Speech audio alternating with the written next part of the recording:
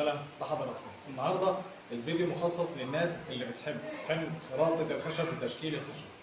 يلا الأول نشرح يعني ايه خراطة الخشب. خراطة الخشب تشكيله وحفره وهو بيدور بحركة اسطوانية بطول قطعة الخشب. احنا بنستخدم الخراطة على وجه العموم في مجال صناعة الأساس. أشهر استخدام ليها في تشكيل الرجول الخاصة بالموبيليا، زي رجول الكراسي، رجول السفرة، الترابيزات، وفي حاجات تانية كتير. تمام. لكن الأساسي عندنا هنا هو كدمياط كمصنع أساس كبير على مستوى الجمهورية بنستخدم الخراطة في شغل الشماعات ورجول الموبيليا. تمام. ده يعني باختصار شديد قوي. تمام. طبعا الخراطه فن كبير وبحر واسع ملوش اول ولا اخر، واستخداماته والفنيات العاليه اللي بتطلع منه كتير لا حصر لها. تمام.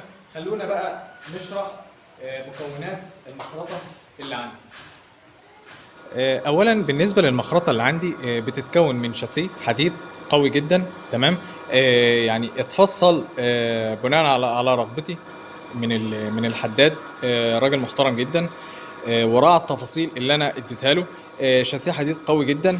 هتلاقي على الناحيه الشمال الموتور بتاعها ده في الغالب يعني بنسبه 80% من المخارط اللي موجوده في دمياط ده ما بيبقاش مكانه هنا. تمام. ده بيبقى مكانه تحت وفوق جزء حديد يشبه الجزء لكن خارج منه عمود بكذا طنبوره بكذا سرعه، يعني كذا حجم، وكل حجم له سرعه معينه. والموتور بيبقى موجود تحت متخدم على قاعده مخصصه ليه تحت عشان يلف العمود اللي فيه الطنبوره بالسير. طبعا ده اريح للموتور، لكن انا اختصارا للوقت والتكاليف، وفي نفس الوقت انا يعني مش بعمل عليه مش بعمل على المخرطه شغل تقيل، ومش بحمل عليها. انا الحمد لله بعرف احافظ على المكن اللي عندي. فقلت له وصل لي الشوكه بتاعته بعمود الموتور. طبعا هو بيبقى حمل على الموتور، لكن انا بحاول بقدر الامكان اللي انا ماهنش المخرطه وانا شغال. تمام. ده بالنسبه للموتور. بالنسبه للجزء اللي بيبقى متوصل في اخره الزومبا بالبكره ديت اللي بتتحكم فيها في اتجاهها، ده جزء اسمه الغراب. هنا بيسموه في دمياط هنا الغراب دوت وظيفته انه بيزنق حته الخشب اللي انا هخرطها في الشوكه بتاعه الموتور. تمام. بواسطه العجله دي. تمام. ده الجزء اللي فوق اللي الغراب بيتحرك عليه. تمام.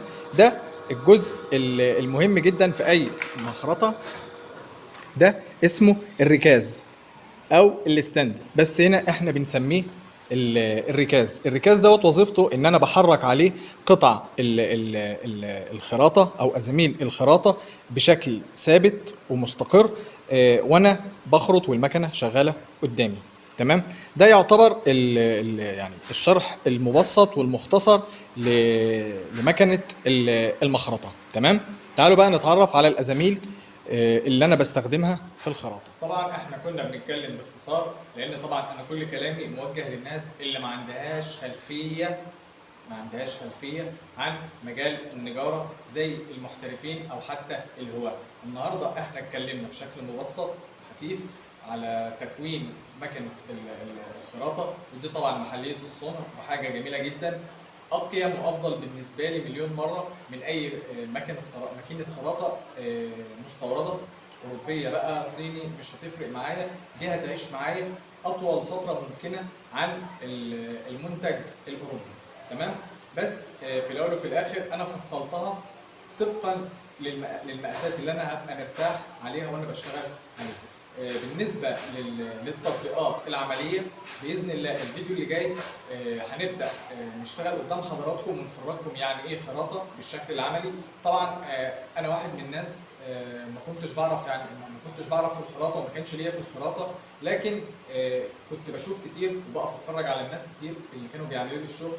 فانا اصلا مش جايبها عشان خاطر اعمل بيها شغل للسوق، انا جايبها عشان انمي بيها الموهبه والهوايه. تمام. فزي ما انا اتعلمت هعلمكم، وزي ما انا وصلت باذن الله انتم هتوصلوا. سهل جدا ان احنا نتعلم اي حاجه طالما عندنا عين بتشوف ومخ بيفكر كويس. تمام. يا رب الفيديو يكون النهارده عجب حضراتكم، فيديو خفيف ولطيف، وباذن الله الفيديو اللي جاي هنعمل وهننفذ قدام حضراتكم الكنكه بتاعه القهوه بشكل عملي قدام حضراتكم. واتمنى من الله الا تنسونا من صالح الدعاء، وربنا يرزقنا الاخلاص في القول والعمل. والسلام عليكم ورحمه الله تعالى وبركاته.